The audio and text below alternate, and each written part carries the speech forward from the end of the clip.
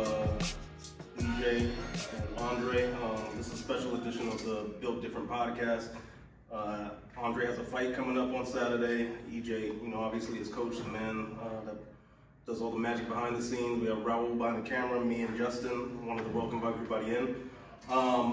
Just ask you some general questions and interview you, let the audience get to know you. You have a big fight coming up on Saturday. Maybe you can tell everybody what the organization is and how to maybe tune in and everything. Yes, sure. It's a Lileo Code, March 11, Ultimate Hilton Hotel. It's a 170 welterweight MMA fight. You can find it on the Lileo Code website or Facebook and purchase the tickets or even do a pay-per-view. Check the link and Yeah, we'll list everything obviously in the notes of the show and everything. So, what's training camp been like for this fight so far? Oh, it's been pretty rough one this time. It was trying definitely get me on that being uncomfortable, because that's been my biggest kind of mindset when I'm getting very tired. I'm losing that control of the fight. So it was trying to definitely make me uncomfortable more than usual. And push the cardio to the next level and just go from one thing to another, like we did, sprinting, skill, punching, kicking, and then straight to the cage work and ground game, and then again back and forth. So that's kind of been, I did a lot of sparring at the other gyms, the pro fighters, and just work on my mind game, my head movements, just kind of dial it in a little bit more efficient. Yeah. Do you know, what do you know about your opponent? Is he more grappling heavy or more striker or anything like that? Or? Just one thing I heard that he can swing, and he does that, and he doesn't have a big record. I believe it's only 1-0. And I didn't watch his film yet though. I didn't do any research. Just saw his picture, heard about his swinging, and that's it. I think EJ, you probably say that it's more about being the best version of yourself rather than even as much about the opponent. You can study him and look at him and. But it's more about making Andrey the best version of himself. Yeah, that's definitely always our mindset going into every camp. It's not about the opponent, especially right now at the amateur level. You're gonna run into a lot of people. I mean, his first Muay Thai fight, his opponent changed 3 times. Yeah. So it's kind of it doesn't make sense to even try to get ready for a specific person, especially with somebody who only he's 1-0. I watched his fight, but honestly, it's not enough to know what person does well and doesn't do well, it's just kind of and honestly I don't care, because it matters what he's gonna do. And so when you touched on with the camp, it's been about, I would say this is more about mindset, because the skills and everything is there. It's just about using them, putting them, being comfortable, being uncomfortable. Yes. And that's been kind of what we've been hammering home this time around. So. And this is at welterweight, so. Yes, correct. Yes. Mm-hmm. Awesome. So. Andrey, what got you into fighting? What made you, excited? What excites you about mixed martial arts? What made you want to become a fighter? What's the fire behind your passion? Oh well, what got me in the fight is probably a Jean-Claude Van Damme movie or something. Bloodsport or something, and that's what I learned from that. And I just grew up in a tough environment, so you just fighting on the street. It's just kind of like a normal thing. I remember I was 5 years old or something. I just was fighting guys like real fight, and from there, my dad was an ex-military officer, martial artist himself. So all I did was martial arts 3 times a week, plus at the house, plus just training. So I didn't know anything else. And then when I graduated from the military, I realized, I want to be a fighter, that's what I want to do, and I just started doing it, with a bigger mindset, with a bigger goal, and train and look for people who can help me and, compete anywhere I can get into. And just kind of what I enjoy to do, and, I just want to be better. It's more like a inner growth, I would say, and just find myself, I would say, and Bloodsport. Every time that movie comes out, I watch it. Classic. So the question though, Jean-Claude versus Steven Seagal. Oh, come on, that's not even a fight. I like throwing that one out. You remember back in the day, they always used to be. Steven Seagal used to be talking shit to each other. So I always find that funny. So, what is your ultimate goal, though? What do you what would you like to accomplish in the sport? Where do you see yourself going? Just going for UFC world title, definitely trying to, achieve that. Has been my dream, my vision, my painting. I draw painting. That's kind of been what I see, and that's all I have. That's my goal. I don't see anything else. Yeah. Awesome, and you see the same for him as well as his coach. That's what you're shooting for with him. When you first took him on as and you started training him, that was the ultimate goal, was to get him to that level, right? Yeah, I mean, he said what he wanted to do, and I mean, I think we had this conversation a few times, and it's just like, we talked about it. He said, "Oh, I want to be a world champion." I said, "Okay, let's do it." That's kind of like the basics, right? Like, that's kind of what he giving me the opportunity to train him. Yeah. Which is something that I wanted to do. So we're kind of both helping each other achieve a goal. So his goal is my goal, and that's all I want to see. So is that kind of the transition from fighter for yourself to trainer, like bringing somebody along with Andrey to achieve a world title, and passing on your expertise and instilling everything into Andrey? That was kind of what got you into coaching? Yeah, for sure. I mean, I've always taught martial arts. Like when I was 13, I was teaching. So everywhere I went to when I was doing martial arts, I always became some kind of an instructor or assistant instructor or whatever. So the natural progression for me was to, after my fighting was done, I always knew I wanted to teach. So,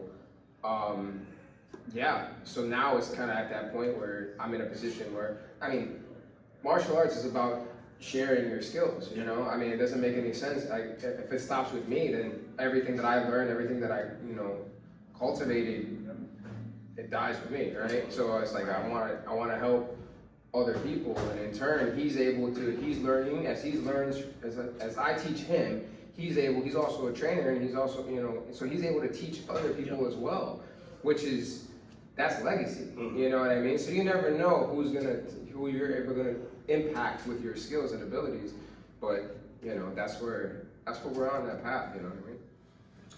I don't know if you had anything. I'm still to the So so I was gonna ask you as well. What's your goal for this year after this fight? Say you get this guy out of there. Like, you guys are just gonna keep trying to get some more opponents and get some more some more experience in, and just keep pushing, right? Yeah, 100%. I mean, my vision for him is to be pro by the end of the year, if not before then. I mean, what was your last opponent? Was the last opponent, or was it one thing before that? In MMA, yeah. In MMA. Now, his last MMA guy is pro. Like, he's fighting on the Leo code as a pro. Okay. And it's like, he can beat those guys. Yeah. You know what I mean? So it's just kind of like, yeah, we gotta get the ball rolling and just steamroll through and just compete as much as possible. So Andrey, like, growing up, like, and watching fighters, is there anybody you took inspiration from? Like, who's your, the kind of guy, or it could be even girl, that you took influence from? If you're talking about MMA, probably was the Fedor Emelianenko, the heavyweight, the last emperor. That's probably the one who I really look up to. And then, when I get in on the fight, I definitely enjoy GSP. Enjoy his style a lot, and like to watch all the fighters, because I usually, from what DJ taught me to, watch the fights and pick up things. So before I was just to look at the fights from different perspectives, just for the fun perspective, but now I'm trying to pick up things and see things because I've been through it, and just kind of implement it to my style, develop something new, become better, like, learning process. So definitely Fedor and GSP, definitely. Alright. Do you or EJ, do you guys how do you guys track your performance and how you're progressing throughout your training camp? Do you use things like an Apple Watch or things like that, or nothing at all? Or No, just train. You can kind of see the difference in his performance from day to day. But as far as like really getting numbers down and stuff like that, no. Is that more just like the strategy, or there's not really like a proper tool that would help you do something like that? I mean, it'd be nice to have a better tool, something to kind of track everything and whatnot. I've looked at certain things, but I haven't really found anything that I feel is going to be exactly what we would need. You know what I mean? So it's basically just an eyeball test that you guys use for like helping him get along, how he's Yeah. looking, how he's feeling. Yeah. It's and the thing is you can see it. You know, you can see certain performances and the training and pushing them to that brink and stuff like that. You can see it being more consistent is kind of so like the workout would be more of the same, and doing it more often, you kind of see, okay, hey, you're getting better here. Now we got to work here. You know what I mean? And just kind of that's kind of the different things. And then he tells us what's going on. You know, if his arms feeling heavy or his feet are feeling heavy or whatever the case may be, and then we kind of can gear that week's training towards working on a particular, like maybe we got to be more mobile or we got to keep the hands up or whatever the case may be. You know what I mean? It's really just communications is one between Oh, you. 100%. Yeah, Okay. absolutely. Makes sense. Yeah, so obviously fight week. What's kind of the preparation like? Like, what do you guys? How do you kind of tailor fight week? Do you kind of go a little lighter, or like, what's typically your strategy for fight week? Yeah, that's pretty much it. We kind of focus on the weight cut. He doesn't cut a tremendous amount of weight, so it's not like that big of a deal. But it's more about, especially now, is more kind of the mindset. You know what I mean? Just getting your mind right, getting focused on what you're doing, being present. You know, we've been talking about that a lot throughout this camp of just being. When you're in the fight, like this is all that matters. Not thinking about anything else. Not worrying. Oh, you're gonna be tired, I guess, but understanding that it doesn't matter. Like you don't have time to be tired. Yeah. You know what I mean? Like you gotta fight. So yeah, it's just kind of reiterating those things. Maybe working on a couple little escapes or certain drills. Nothing new, because learning something in a week. You know, I'm not gonna expect you to use that. Yeah, I'm not gonna expect you to use it right away in a fight. You know what I mean? But just little reminders about things he already knows how to do, things that he needs to make sure of, and focusing again, just recovery and getting the weight down. But that's pretty much it. Yeah. So I was going to ask you as well. Any of the fighters that you guys are working with that you're training that might be coming up, or any other? I know you guys both kind of train individuals. Anybody else that it's like kind of on the radar that you maybe want to highlight or talk about? That we work with? Yeah, that you work with. I mean, aside from Bree. Yeah, aside from Bree. No, well, yeah, maybe Bree. Shout out to Bree. Bree's, she would have been fighting, but they couldn't find an opponent. So unfortunately, she didn't get on this one. We have another kid named Amit who's training with us pretty consistently. If his arms will, he's dealing with some elbow issues right now, and it's like, dude, you're 20, like, what the hell? But anyway, he's a kid, you know what I mean? Yeah. But he's strong. He's a strong kid, and he's got his wrestling. I mean, would you say his wrestling's pretty good, right? Yeah, he likes Habib Islam, like he watches those guys a lot. So, but he kind of rolls like that, like he likes. It's kind of part of. I mean, I guess our style as well is we focus on the top game, and we're getting more into bottom game now. But it's always trying in an MMA situation. Usually the one on top is the one that's is winning, you know. So and it just kind of comes naturally to him. So as long as he keeps his mind right, and he's trains, and he has no injuries, and he can just. But he's in it. He's very motivated. He's very excited. And I believe in him too.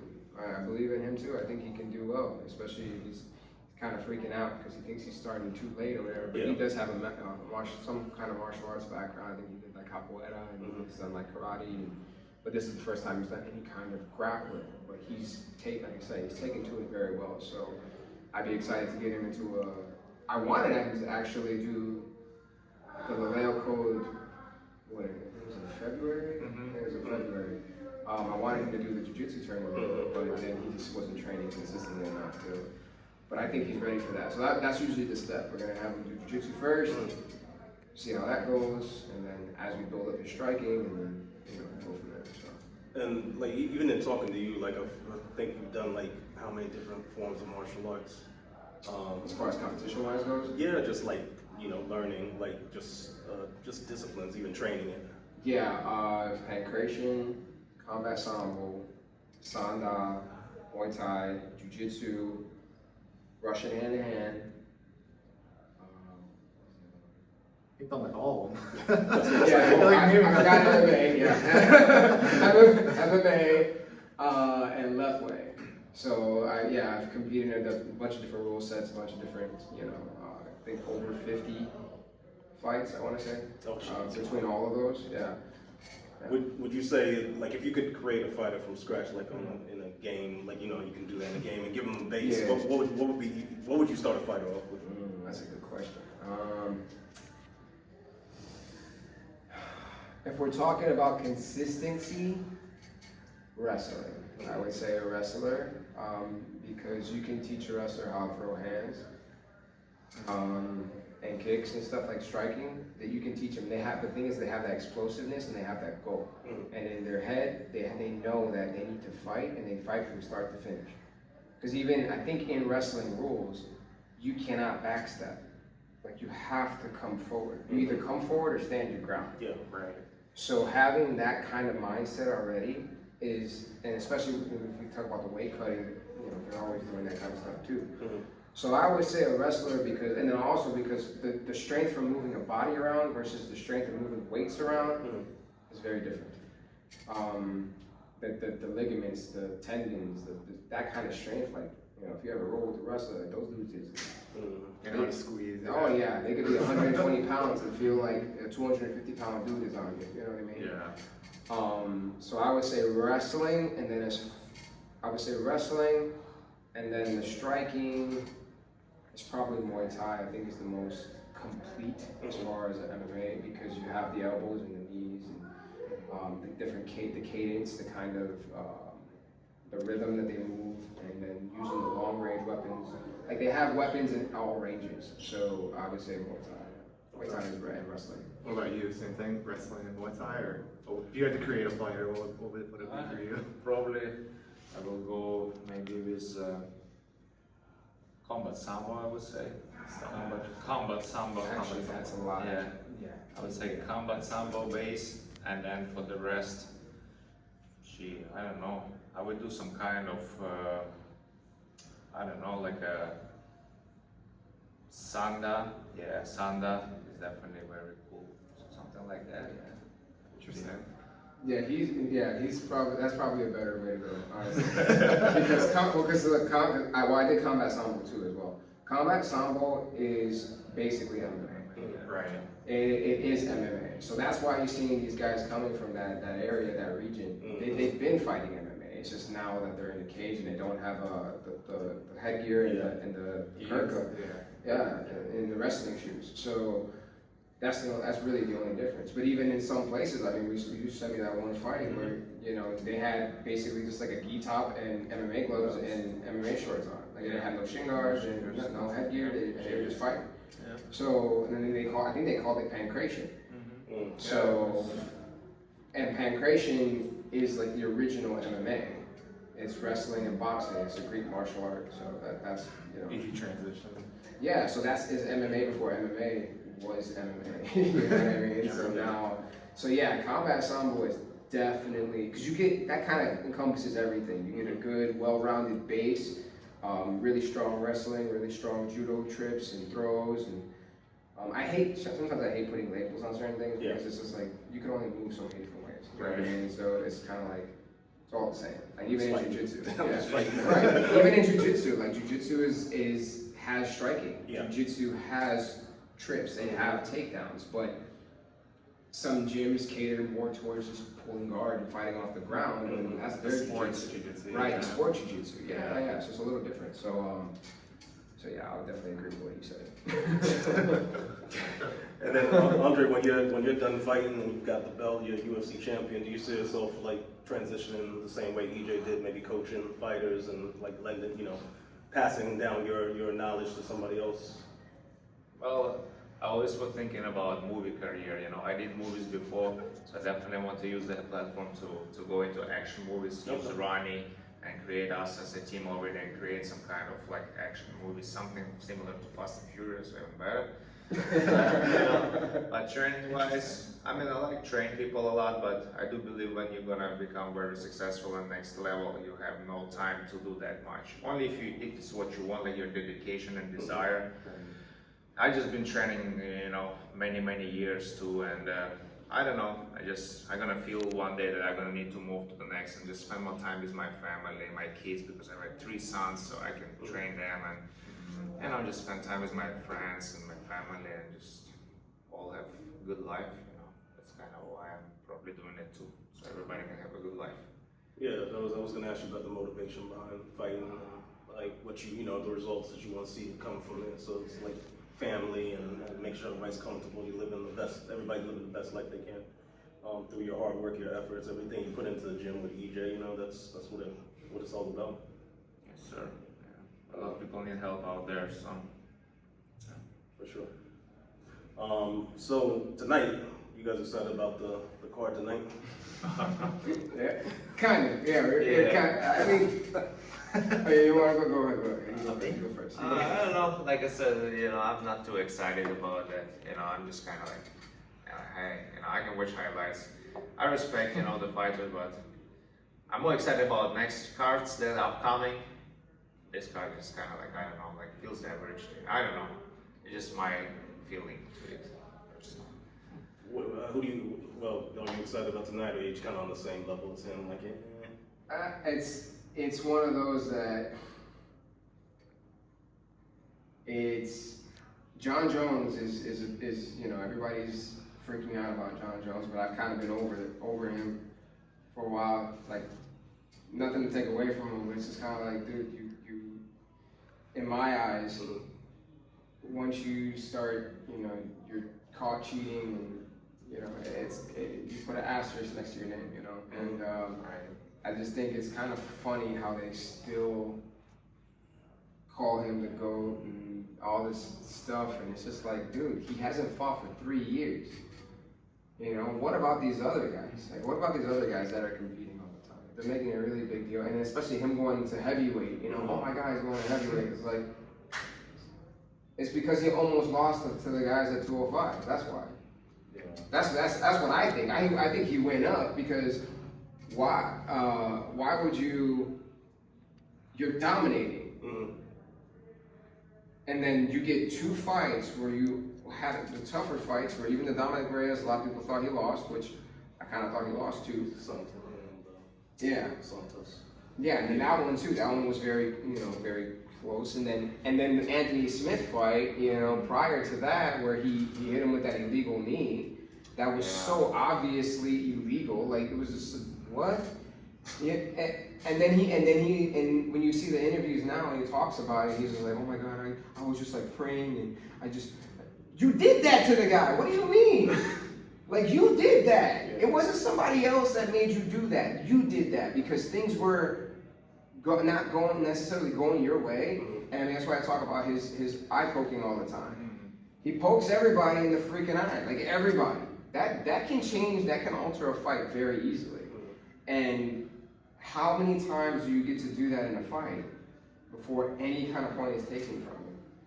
I mean, I don't think there was. Do you remember any one of his fights where he got an eye poke where he actually deducted a point from him? I mean, the only time I saw him get a point deducted was, disqualification. Right, that was the only one. And it's like, so it sucks because he is so freaking good. Like, he is very good.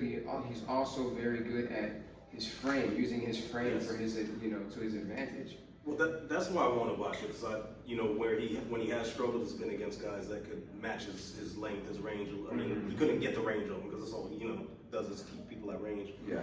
And use the the teeps to the knees and But no, I'm interested to see him versus guys that are bigger. Like, is he gonna be able to outmuscle them? Is he gonna be able to do the things he did? Because he has struggled with the taller fighters at 205. True. So I'm excited to watch it just to see what he looks like, versus a heavyweight striker. So my thing about the heavyweights though is the heavyweight's not a very deep division. No, that's the problem. There's not a lot of high level. There's not a lot of like good guy. The one good guy that I think is really good in the heavyweights is Tom Aspinall.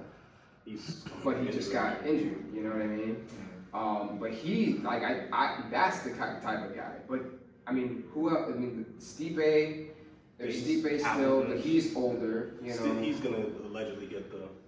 Yeah, supposedly, but even then, he's what? Now he's 3 years older. You know, like now Jones is fighting him way later in his career. You know what I mean? Like he's not going to be the same. It's a shallow division. Yeah, there's nobody else. I mean, you know, and the thing about it though is any one of those guys can still beat him. Yeah.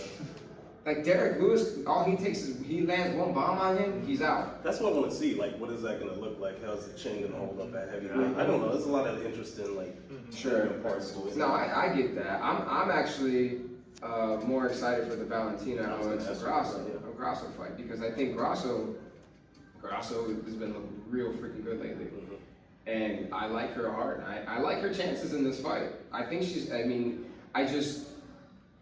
we're gonna see what's gonna happen with Valentina, like how Valentina comes out. Because usually when she comes out with a chip on her shoulder, That's what I was going to ask. Yeah. when she comes out with a chip on her shoulder, I don't think there's a woman alive that's gonna beat that girl. That's what that's what I wanted to see after like that last performance she had. Like, how's she gonna come out against? Is she gonna like go crazy on Alexa? Or like, how's she gonna look? Yeah. And then there's waiting for her in the wings is I forget her name. Not Blanchfield.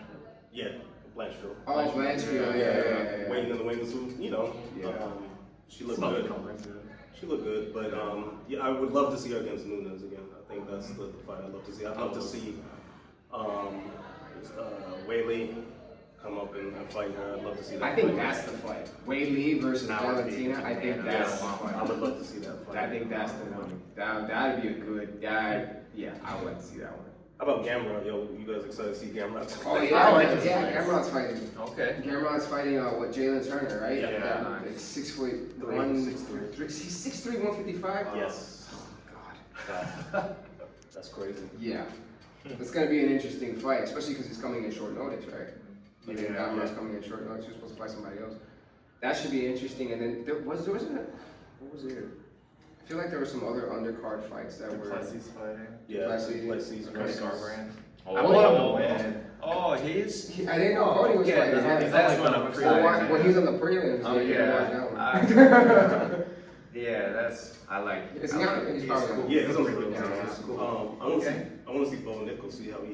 Oh, that's I right. forgot Bo's his fighting. name. Yeah, That's that's a good right. one. Bo. Yeah, like I mean the wrestling, like he's one of those It's a good guys card. that. It actually is a pretty good card. It's actually a pretty good. Now we read all the names. Yeah. Yeah, so I mean, even the prelims, you got Derek Brunson versus Duplessis, Arujo versus Hibas, Okay.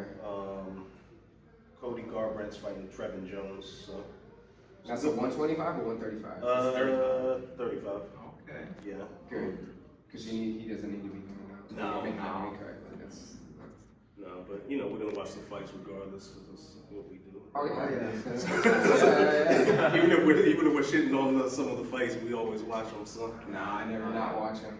You always like Andrey was talking about before. It's like you watch, you learn so much, especially when you're actively competing. You know, when you watch it through that lens of trying to learn about what's working, what's not, how certain people do things, and you know, you can really learn a lot. So. I mean, it's got to be motivating too. Like one of the things, like that always gets me like kind of choked up is like seeing the walkout. You know what I mean? Like I can't imagine what that would feel like walking out, and you guys both experienced it. Yeah. But you know, walking out and those emotions and everything, like just seeing that, like it has to be motivating, and you know, obviously watching the skill sets in there, like yeah. So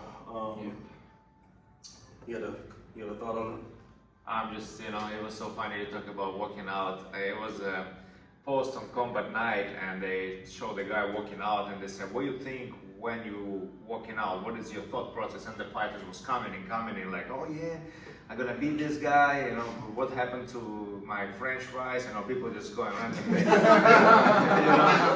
People just like, some people trying to be rough, some people trying to be funny, and I'm like, what are you really thinking? Like, what I think? And I told them, I put a comment, I said, it's a lot of going on in your head. Let's say it's a big, huge thought process. and a lot of on your mind, but the main thing is no mind. Yeah. That's kind of what I wrap it up, and that's kind of been my, I would say I would call this camp no mind. Don't overthink. Yeah, Yeah. there's a lot about being, not even, when I fought, I didn't like the walkout. I hated it. I just wanted to be in the cage fighting. Like, I wish they could just ring the bell and I just like teleport in. I was in there, boom, we start fighting. Push you from underground. Yeah, yeah, so I hated that. Like, even my coaches would walk, like, you have all our arms on it. Yeah, we do like the Gracie style, with the hands on the shoulders and stuff. Head down. Yeah, so we would do that, and I'm just like, oh my god, walk faster, please. Like, you guys, get the fuck out of the way. Like hurry up. You know what I mean? Like, I hated that because my coaches, because one would be in front of me and another one behind me, so like I had to walk at their pace, and I'm just like, oh, dude, come on, this is cold. I don't like. In hindsight, I wish I would have enjoyed it a little bit more, or like maybe taking it more in. Yeah. But yeah, when I fought, it was I didn't think about it. Like I literally was just like, oh, this guy's gonna try to hurt me. Fair enough. Okay, that's it. That's all that matters at that point. You know what I mean? So Yeah. So, so I guess we learned a lot today. Like, it's just being present, being where your feet are. We're excited. Obviously, we love going to all of the fights. Excited for this one on Saturday. Always, there to support you any way that we can, and you as well, EJ. And we love going out to the events and cheering you on and cheering you guys both on. So excited for Saturday. We know you're gonna whoop some ass. Whoop some ass and then celebrate after. yeah, that's it. That's it. So yeah, I guess last thing is just letting everybody know where they can find you. I'll start with you, EJ, like where your socials and how people can get in contact with you. So Invictus MMA _, at on Instagram. That's gonna be the best way. That's kind of where I post things. And, I just message me on there. I teach jiu-jitsu. I do personal training, weight loss, MMA, striking, everything. So that's where you can find me. Self-defense too. Self-defense, yeah. I've seen that gym video where the girl was getting attacked the other day. Oh, man. Everybody should. Dude, hit him with the weight. That's what That's the first thing I thought. I was like, why don't you hit him with a 10-pound weight? Like he would have gone down real quick. But anyway. Come see these guys. For that. Like, caught in those situations. We'll teach you how to pick up a weight and hit somebody. How to run fast. Yeah, I know how to run fast. Yeah. So Andrey, how about you? Like, where can they find you? Where can they reach you? Just Instagram, probably Andrey MMA Champ, pretty simple. And we are here at Self-Made Training Facility, Castleberry, Florida. We're always here, so you can come out, check us on the website, or just come directly and text us on Instagram. Yeah, I'll check with our guys here, our friends. We're all connected, so Yes. if you need us, you know where you can find. Yeah. Here. And we'll post like everything about the fight where you guys can watch it. We can check out Andrey. We can share him on from. And yeah, just always trying to leave some uplifting comments. Iron sharpens iron. So if you want to be trained by EJ and train with Andrey, hit these guys up. So yeah, with that being said, for Justin, Raul behind the camera, EJ, Andrey, we want to thank you guys for another episode. Away from our typical location at our homes. Thank you guys for joining another episode, and hope you guys have a great week. Thanks.